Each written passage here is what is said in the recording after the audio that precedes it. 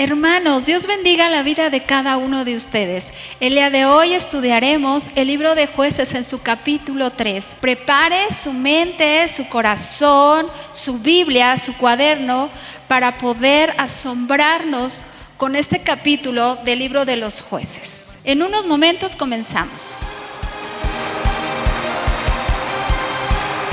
¿Dónde están los agradecidos? Vamos a saltar.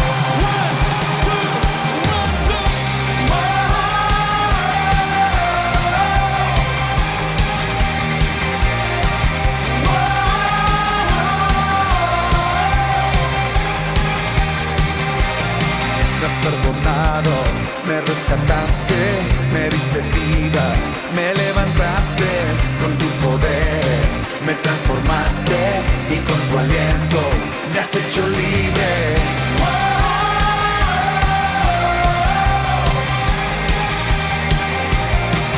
Mi lamento, tú lo quitaste, me diste gozo y alegría, no callaré, celebraré. Agradecido, canto esta canción, agradecido por tu gran amor, agradecido por tu salvación, agradecido por tu libertad, por eso canto, por eso danzo, agradecido por tu gran amor, agradecido por tu salvación, agradecido por tu libertad, por eso canto, por eso danzo.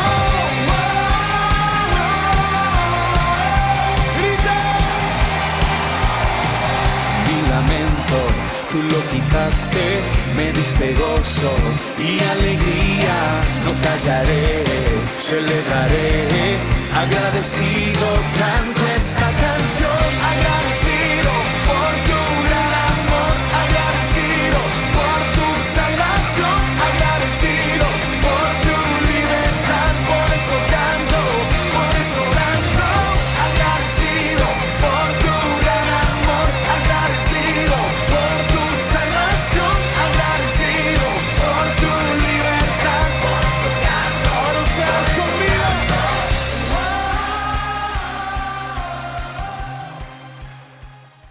Hermanos, el tema de hoy se llama Instrumentos de Dios, que viene en el capítulo 3 del libro de los Jueces. Y este capítulo lo vamos a dividir en 4 partes. En la primera vamos a ver la idea general que tiene nuestro Dios para la vida del pueblo de Israel y que también tiene esos planes para nuestra vida. Las otras 3 partes son los instrumentos que Dios utiliza para cumplir su voluntad, que son la vida de los jueces. Y de los versículos 1 al 6 de Jueces 3, vamos a ver 5 palabras importantes que son probar, conocer, obedecer, habitar y tomar. Vamos a empezar nuestra lectura. Dice el capítulo 3 de Jueces en su versículo 1. Estas pues son las que dejó Jehová para probar con ellas a Israel, a todos aquellos que no habían conocido todas las guerras de Canaán. Aquí encontramos nuestra primer palabra importante para poder conocer los planes que tenía Dios en aquel entonces para el pueblo de Israel, y es probar.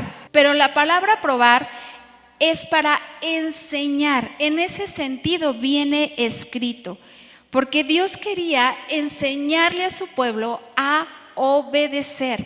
A lo mejor no fue de la mejor manera, pero como Dios no pierde su paciencia con cada uno de nosotros, busca sus formas para enseñarnos. Sigue teniendo cuidado de nosotros y a veces solamente se puede entender con circunstancias difíciles. La segunda palabra que viene es conocido. Porque esta generación que está hablando no había pasado por todo el desierto, por cómo salieron de Egipto, por todo el trabajo que fue tomar la tierra prometida, por todas las batallas. Ellos no pasaron por eso. Ellos no conocieron todos estos problemas, todas esas aflicciones, todas esas luchas. Y por eso es que Dios les estaba diciendo que ellos era necesario que lo pudieran recordar para valorar todo lo que ahora iban a tener. Dice el versículo 2: solamente para que el linaje de los hijos de Israel conociese la guerra, para que la enseñasen a los que antes no la habían conocido. Para poder conocer necesitamos ser enseñados. Pero ¿quiénes eran los que les iban a enseñar? Eran esos padres, esos que habían pasado por todos esos problemas, por todas esas circunstancias. Y es lo que nos toca hacer también a nosotros, es lo que nos podemos aplicar, enseñarles a nuestros hijos, a esta generación, lo que es nuestro Dios. Y dice el versículo 3: los 5 príncipes de los filisteos, todos los cananeos, los sidonios y los hiveos, que habitaban en el monte Líbano, desde el monte de Baal Hermón hasta llegar a Hamat. Esos eran todas las naciones que habían quedado, y fueron para probar con ellos a Israel, para saber si obedecerían a los mandamientos de Jehová que él había dado a sus padres por mano de Moisés. Esta generación era la generación desobediente, la que necesitaba ser corregida para volver a caminar con Dios, para volver a conocer a Dios. Era el pueblo de Dios adquirido por él, y por eso tenía Dios el derecho, y tiene Dios el derecho de corregir a los que ama, así como dice en Proverbios 3:12: porque Jehová al que ama castiga, como el padre al hijo a quien quiere. Si Dios no nos corrigiera, no pusiera una llamada de atención a nuestras vidas, no seríamos amados por él. Entonces vamos a tomar esta advertencia de nuestro Dios para cambiar. Y dice el 5: así los hijos de Israel habitaban entre los cananeos, heteos, amorreos, fereceos, heveos y los jebuseos. Ellos estaban en esa tierra prometida, pero rodeado de naciones con conflictos, que no conocían a Dios, pecadores. Aquí estaban, así como nosotros que estamos en este mundo, que hay hambres, que hay injusticias, que hay robos, que hay enfermedades. Pero todo eso, como en aquel entonces y ahorita, es por consecuencia de toda la maldad. Pero nuestro Jesús pide por nosotros en estas circunstancias, aquí donde estamos viviendo. En Juan 17:15, que nos dice: no ruego que los quites del mundo, sino que los guardes del mal. Tenemos que vivir aquí, pero con esa protección de nuestro Dios. Pero en su caso estaban perdiendo toda esa protección. ¿Por qué? Dice el 6: porque tomaron a sus hijas por mujeres y dieron a sus hijas a los hijos de ellos y sirvieron a sus dioses. Hicieron lo que Dios les dijo que no tomaran. En Deuteronomio 7 del 1 al 5, donde dice: cuando tú entres a esta tierra que yo te voy a dar, a esa tierra de bendición, tienes que quitar y destruir a todas esas naciones. Eran 7 naciones y en este entonces eran 5. Solo pudieron quitar a 2, ni la mitad de lo que Dios les estaba pidiendo ellos pudieron hacer. No sacaron a esas naciones. Además, Dios les dijo: es que tienen que quitar todos los ídolos, y ellos no lo hicieron. No den a sus hijas, tampoco tomen a sus hijas, y ellos no hicieron caso. Y Dios les dijo: si ustedes no obedecen, yo voy a traer destrucción a sus vidas, porque sus corazones van a ir en pos de esos dioses. Y ahora vamos a ver la segunda parte de cómo vamos a dividir este capítulo. Y empezamos una parte donde hay un ciclo, un patrón que se repite una y otra vez, que empieza con apostasía, después va con el dolor, con la opresión, después viene el clamor, bien Dios levanta un juez y viene el tiempo de la paz y la tranquilidad, de ese reposo que Dios da. Apostasía, en términos generales o más sencillos, es abandonar, olvidar y negar a Dios. Después venía lo que es la opresión, todo el dolor, todo el sufrimiento. Después ellos clamaban, levantaban la voz a Dios, le decían lo que necesitaban, y Dios en su misericordia les mandaba un juez para que los librara, y podían ellos tener de toda esa provisión, de todo ese tiempo de tranquilidad, de paz y prosperidad como consecuencia a la bendición de Dios. Dice el versículo 7: hicieron pues los hijos de Israel lo malo ante los ojos de Jehová, y olvidaron a Jehová su Dios, y sirvieron a los Baales y a las imágenes de acera. Empezamos a ver que aquí está la personalidad de los hijos de Israel. Que esa no sea nuestra personalidad, hermanos, porque ellos hicieron lo malo ante los ojos de Dios y olvidaron. Ahí viene la apostasía a su Dios. Pero no es que hayan dicho: ay, pues se me olvidó dónde dejé a Dios, ya no sé dónde está, así como cuando se nos olvidan las llaves. No, sino es darle la espalda a nuestro Dios, el olvidar todas las cosas que ha hecho a nuestro favor, así como ellos olvidaron que los sacó de Egipto, olvidaron cómo los cuidó, cómo les dio fuerza para vencer naciones, para tomar una tierra que no era de ellos. Y además de hacer eso, ellos sirvieron a Baales y a las imágenes de acera. Nosotros somos creados para adorar, pero cuando no adoramos a nuestro Dios, buscamos sustitutos para adorar. Puede ser el dinero, puede ser personas, puede ser circunstancias a veces de nuestra vida, economía, pero algo le vamos a estar adorando. Y nuestro Dios, que es vivo, Él nos confronta y nos dice nuestras circunstancias, nos dice cómo somos en realidad. Y eso es lo importante, que no nos solapa las cosas malas, sino nos dice: cambia, sé mejor. Y por eso a veces es más fácil buscar sustitutos que no nos digan: estás mal, deja de pecar, sino todos nos aplauden y todos nos dicen que no hay problema, que lo sigamos haciendo. Y ellos fue lo que hicieron, buscaron esos sustitutos de un Dios que confronta, de un Dios que nos dice nuestra realidad. Y viene la opresión, porque dice el 8: y la ira de Jehová se encendió contra Israel y los vendió en manos de Cusán Risataín. Dios haciendo lo que dice Proverbios 3:12, corrigiendo a sus hijos y entregándolos a Cusán Risataín. Este es un nombre compuesto, tiene el nombre y después viene el apodo que les había dado los hijos de Israel. El nombre es Cusán y Risataín es el apodo, y el apodo significa doble maldad.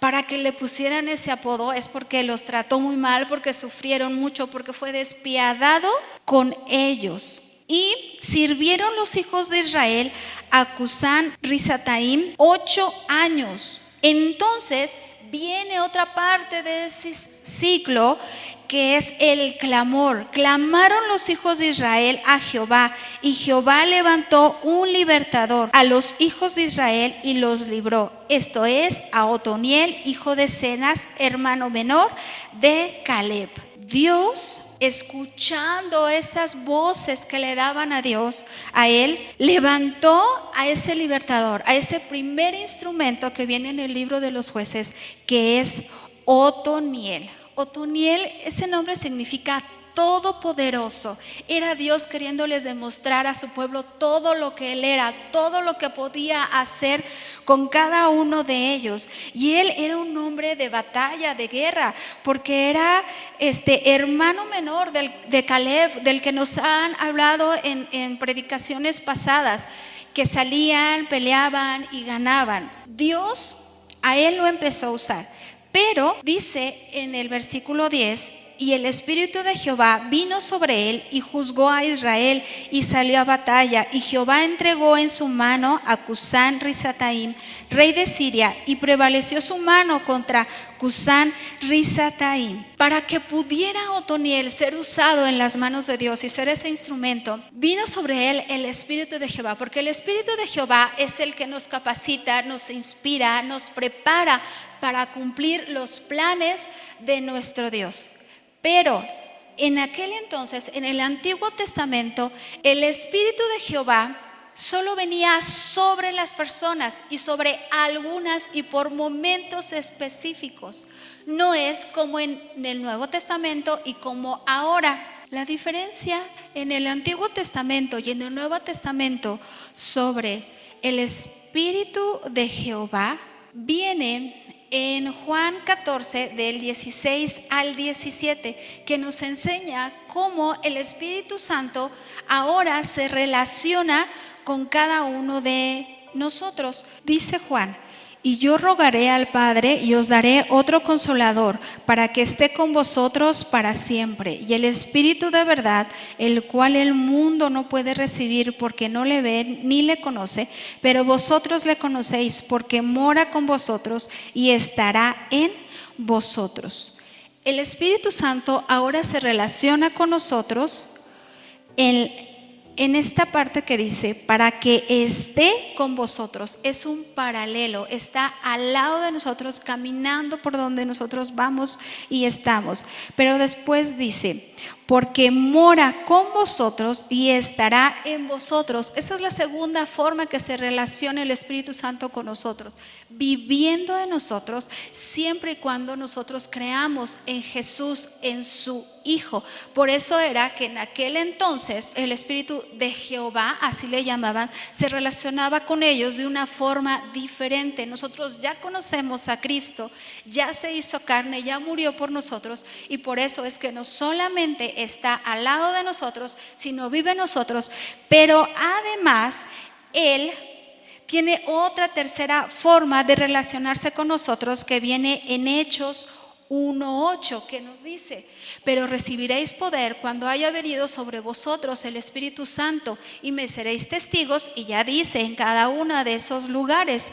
Viene entonces el Espíritu sobre nosotros, así como vino con Otoniel, que ya está sobre nosotros. Por eso es que el Espíritu Santo está disponible ahora para nosotros. No es como antes, que era exclusivo, sino Él puede estar en tu vida, en mi vida, y ayudarnos y capacitarnos para cumplir la voluntad de Dios. ¿Y por qué es esto? Porque en nuestras vidas de cristianos no podemos tener una vida exitosa, alejados del pecado, si no tenemos la ayuda del Espíritu Santo. Porque lo haríamos en nuestras fuerzas, con nuestras capacidades, y no se puede hacer.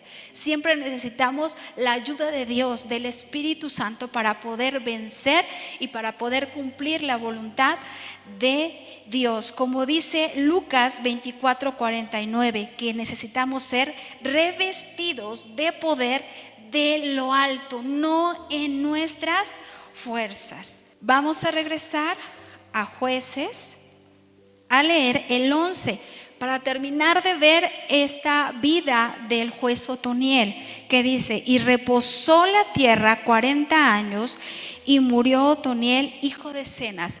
Esta es la última parte de ese ciclo, ese reposo, esa paz, esa tranquilidad que Dios les daba, porque un hombre, Otoniel, se dejó usar por Dios, fue lleno del Espíritu Santo y tuvieron paz, pero solamente mientras vivió Otoniel.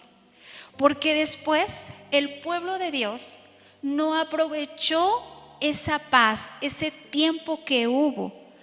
Así como nos lo dice la vida de otro juez, que es Ahod. Volvieron pues los hijos de Israel a hacer lo malo. Otra vez no pudieron dejar esa mala práctica, ese ciclo repetitivo. Volvieron a hacer lo malo ante los ojos de Jehová, y Jehová fortaleció a Eglón, rey de Moab, contra Israel, por cuanto habían hecho lo malo ante los ojos de Jehová. Aquí empezó esa opresión. Y ellos no llegaron solos, sino que dice el 13, este juntó consigo a los hijos de Amón y de Amelec, los descendientes de Lot. Juntaron a más hombres, se hicieron más fuertes para hacer lo malo, para oprimir al pueblo de Dios, y sirvieron a los hijos, dice el 14, a los hijos de Israel, a Eglón, rey de los moabitas, 18 años. Aquí el sufrimiento, la falsa felicidad, el pecado, las ataduras que ellos tenían, no solo duró 8 años como con Otoniel, para que ellos buscaran de Dios, sino aquí fueron 18 años que estuvieron sufriendo, que estuvieron soportando toda esa humillación, todo ese desprecio que tenían por el rey Eglón. Y empezaron a clamar, dice, los hijos de Israel a Jehová, el 15, y Jehová les levantó un libertador, ese juez que es Ahod, hijo de Gera, benjamita. La palabra benjamita significa hijo de la mano derecha. ¿Por qué les digo esto? Porque dice adelante, el cual era zurdo, era contrario al significado de la tribu donde él pertenecía. Y todos los hijos de Israel enviaron con él un presente a Eglón, rey de Moab. Ahod tenía una característica muy particular. Él era zurdo. En la cultura de los israelitas no era bien visto. Los hacían menos, pensaban que ellos no podían hacer muchas cosas y los excluían. Era como una etiqueta que tenía Ahod. Pero Ahod empieza ya aquí una estrategia para poder cumplir la voluntad de Dios, para poder hacer por lo que Dios lo estaba levantando para que fuera un instrumento de él. Y dice el 16, y Ahod se había hecho un puñal de 2 filos, de un codo de largo, eso es aproximadamente 45 centímetros, y se lo ciñó debajo de sus vestidos del lado derecho. Si eran diestros, era del lado izquierdo, y si eran zurdos, era del lado derecho. Él hizo algo con sus manos, puso a trabajar sus talentos, sus habilidades, sus dones para Dios, y se lo puso de una forma que fuera para él fácil de utilizar. Y entregaron el presente a Eglón, rey de Moab, y era Eglón hombre muy grueso. Ellos tenían que darle a este rey ese presente porque ellos eran siervos, porque ellos eran oprimidos, porque ellos tenían que despojarse de sus pertenencias, de sus tesoros para poder pagar a este rey para que no les hiciera todavía aún más daño. Y es una forma muy educada de decirle a una persona que tiene sobrepeso, al decirle grueso. Y dice el 18, y luego que hubo entregado el presente, despidió a la gente que lo había traído. Ahod era ese líder que Dios había levantado, y él sabía que había cosas que tenía que hacer él solo. La gente que lo ayudó a llevar ese presente le dijo, ya ustedes terminaron su parte, ya se pueden ir, pero ahora le tocaba a él hacer cosas, así como nosotros que tenemos que buscar en forma personal a nuestro Dios, no solamente cuando escuchamos sus prédicas, cuando nos congregamos todos juntos, sino individual, nosotros como personas acercarnos a Dios. Y dice el 19, mas él se volvió detrás los ídolos que están en Gilgal, o sea que llevan un poquito lejos, y dijo, rey, al rey Eglón, una palabra secreta tengo que decirte. Él entonces dijo, calla, y salieron de delante de él todos los que con él estaban. Parte de los planes de cómo se preparó a Ahod para poder cumplir la voluntad de Dios fue decirle esto, y sabía que le iba a dar toda su atención porque estaban en época de traiciones, de complots. Entonces hacía toda su atención y dijo, a ver, yo quiero escuchar por si algo están tramando contra mí para defenderme. y se le acercó a Ahod. Estando él sentado solo en la sala de verano, estaban bien cómodos, solitos, ellos dos. Y Ahod dijo: tengo palabra de Dios para ti. Y entonces se levantó de la silla. Entonces alargó Ahod su mano izquierda. Esas limitaciones, esa etiqueta, esos complejos, él los tomó y tomó el puñal de su lado derecho y se lo metió en el vientre, de tal manera que la empuñadura entró también tras la hoja y la gordura cubrió la hoja, porque no sacó el puñal de su vientre y salió el estiércol. Muchos detalles, ¿verdad, hermanos? Pero eso fue lo que pasó, fue lo que hizo Ahod con esas etiquetas, con esas discapacidades supuestas que tenía Ahod.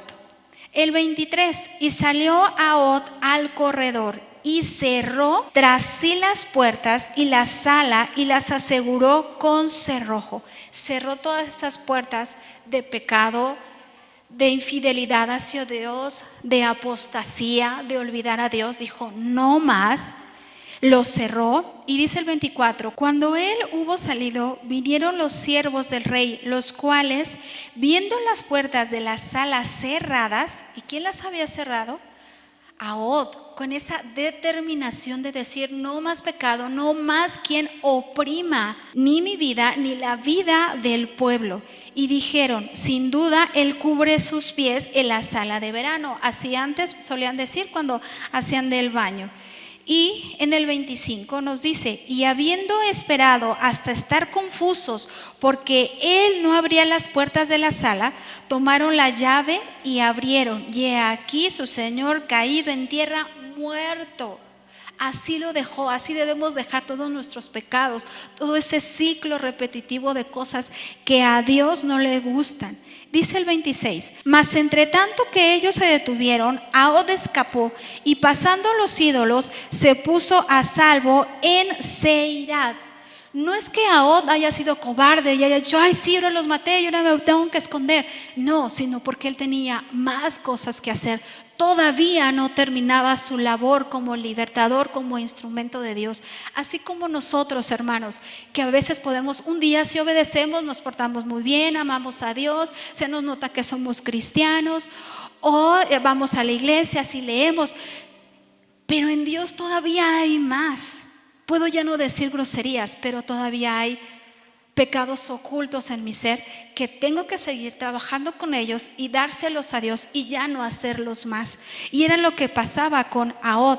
Dice el 27: cuando había entrado, tocó el cuerno en el monte de Efraín, y los hijos de Israel descendieron con él al monte, y él iba delante de ellos. Tenía que ir a hacer ruido, a tocar esa trompeta para que todo el pueblo de Dios escuchara y se pusiera a pelear, porque era una señal de guerra, es decir, ahora sí vamos a pelear y vamos a acabar con el rey Eglón. Y así estaban. Así que se nota en nuestras vidas, como en muchas ocasiones han visto los demás que nos hemos portado mal, que también se vea que ahora ya hemos cambiado, queremos hacer las cosas bien para nuestro Dios, no porque presumamos: soy cristiano, ay, mira, me estoy portando bien. No, sino solito nuestros hechos hablan. Y el 28 nos dice: entonces él les dijo: seguidme, como un líder que no iba solo. Ya hizo primero lo que tenía que hacer él solo, pero también los líderes jalan a los demás.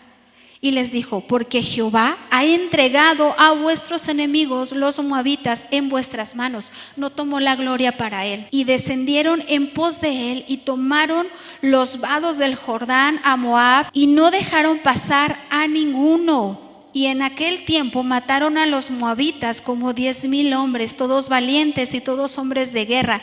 No escapó ninguno. Que así sean nuestras casas, que seamos esos líderes que involucran a su familia para buscar a Dios, que dicen: vamos a leer, vamos a dejar de hacer lo malo, y no nada más nosotros vayamos solos, que los demás se pierdan, no me importa. No, sí que nos importa nuestra casa, porque el liderazgo empieza desde casa y después ya en todas las otras áreas ministeriales de la congregación, podemos hacerlo, pero primero seamos esos líderes en nuestra casa. Hay que involucrar a nuestros hijos. Si vivimos con nuestros abuelos, con nuestros tíos, también a ellos invitarlos para que se salven y no seamos egoístas y no nos quedemos nada más con nuestro Dios. Y el 30 nos dice: así fue subyugado Moab en aquel día bajo la mano de Israel, y reposó esa bendición por pelear, por dejarnos usar en las manos de Dios, y reposó la tierra 80 años. Fue mucho más lo que ellos reposaron.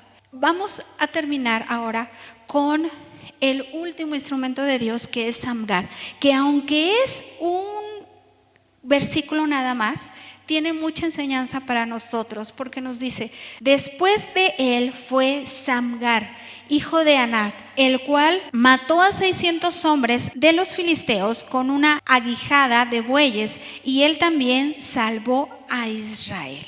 Samgar era un hombre de acción, no de palabras, sino hizo lo que tenía que hacer, cumplió la voluntad de Dios. El nombre de Samgar y de Anat, el padre de Samgar, algunos historiadores sugieren que no son nombres de los israelitas, pero aún así lo que hizo Samgar es lo importante, porque él mató. ¿Con qué? Con un instrumento rústico del campo. Él lo hizo. Así nosotros con lo que tenemos podemos obedecer a nuestro Dios, podemos levantarnos como esos instrumentos para salvación de todos los que nos rodean. Esa aguijada era una herramienta de campo que era utilizada para arrear, para mover a los animales. Era una vara larga de 2 a 3 metros aproximadamente, que al final tenía una punta de metal, y con eso picaban a los animales para que se movieran cuando ellos no se querían mover. Hermanos, los filisteos eran un pueblo de pelea, eran un grupo de guerreros. ¿Ustedes creen que les causaría miedo una herramienta de campo?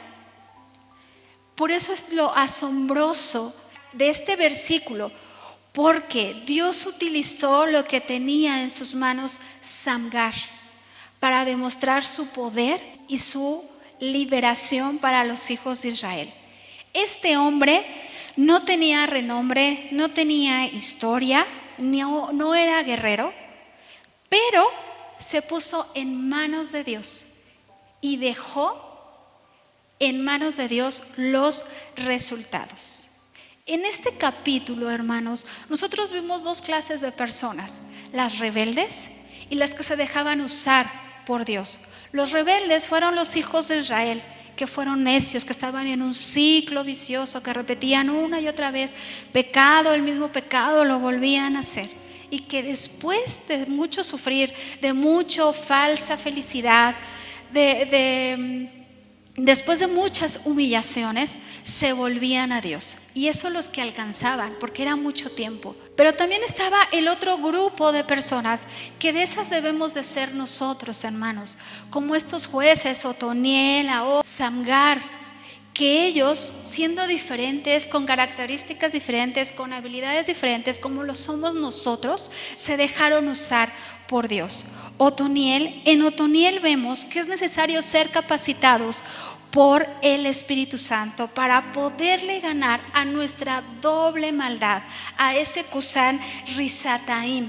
Nosotros todos los días tenemos esa lucha contra nuestra carne, pero si somos llenos del Espíritu Santo vamos a poder obtener la victoria, así como lo hizo Ahod, que siendo él mismo, con sus limitaciones, con sus complejos, con las etiquetas que le habían dado, con los menosprecios, tomó la victoria que Dios tenía para el pueblo de Israel, no importándole ninguna de esas deficiencias, y haciendo que no hubiera en él ninguna incapacidad para realizar la voluntad de Dios, el servicio hacia Dios. En Samgar vemos que él respondió al llamado de Dios. Así hay que responder nosotros, con lo que tenía. A veces pueden no conocernos las personas ni recibir nosotros reconocimiento, pero sí podemos ser usados por Dios y dejarle a nuestro Dios los resultados. El día de hoy, hermanos, tenemos a Jesucristo, nuestro único y suficiente Salvador. Es más que Ahod, más que Samgar, más que Otoniel. Él sí no nos da una victoria momentánea, sino una victoria eterna. Vamos a tomarnos de la mano de nuestro Jesús. Vamos a tomar la victoria de nuestro Señor Jesucristo.